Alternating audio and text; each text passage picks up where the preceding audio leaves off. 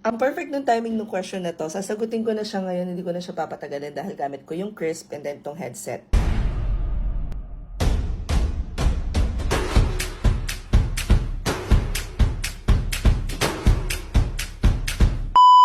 Kita ko sa inyo na nakasetup gamit ko yung headset ko, which is yung Bluetooth, and Crisp. First thing you need to do, syempre, is download Crisp, K-R-I-S-P. Pagkatapos, na-download nyo na siya, meron naman siyang guide kung paano i-set up. Nagbayad na ako $12 per user, pero good for 2 equipments na siya. Which means pwedeng shared ako at saka si Papski.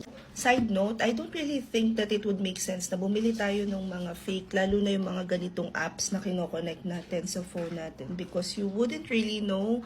I know nakakamura tayo and ako, any way na makakatipid, go ako dyan. However, pagdating kasi sa mga yung ganitong crisp, yung ano naman, kumbaga pasok naman sa panlasa, hindi naman siya over $2,000 na app. Hindi nilalaban ko na. After you guys watch yung sa 364-day challenge na task number 12 on how to set it up, na na-set up nyo na siya, ganito naman yung ginagawa ko since web-based yung isang application na ginagamit ko for work. Diba, may client kayo, tas web-based yung ginagamit nila na pantawag, ganito naman yung pagsiset up niya. First things first, you will know kung working yung inyong Crisp, kung ganyan siya, makikita nyo pag nagsasalita ako ngayon na task siya. The way na sinetap ko siya is ganito. Step 1, you have to go to pack settings.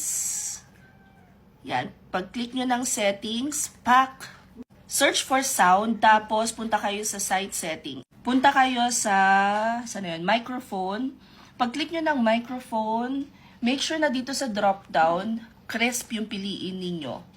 Pag-download ng Crisp, meron na ring tutorial on how you're going to set it up sa ibang apps kagaya ng Skype. But just in case you missed that tutorial, I'll show it to you na rin. So this is Skype. Click on More, click on Settings. From here, click the 3 dots and then click on Settings. Next, click on Audio and Video. Microphone, click nyo lang Crisp. Ganon din halos pag-apply sa ibang apps na gagamitin ninyo. Hanapin nyo lang yung settings for audio and then pipiliin nyo lang Crisp. Another common question that I get when it comes to noise cancelling headset is, totoo ba may noise cancelling headset? Ang sabi nila, when you say noise cancelling, it only cancels out the noise na papasok sa'yo. So, ako, kagaya ko, kapag suot ko yung headset na to, hindi ko masyadong rinig yung ingay sa labas. But it doesn't necessarily mean na if i-filter nung microphone ko yung noise sa labas, which is why you have to pair it up with Crisp.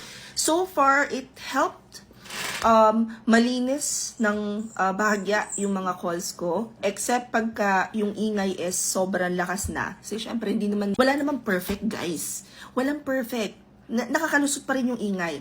Pero nakakatulong. Lalo na kami, 3 aso yung kasama namin dito sa kwarto and maingay sila. So, may bahagyang background noise pa din na nakakalusot. And that is okay as long as you control it. One other thing that I noticed sa Crisp is that alas 5 talaga, sakto. Alas 5 bigla na lang siyang nawawala. I think recent update ito pero hindi ko alam kung ano. I'll try and send over a request sa tech support nila.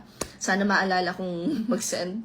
Anyway, if you guys have any questions about working from home, comment them here and follow for more work from home chismis. Bye!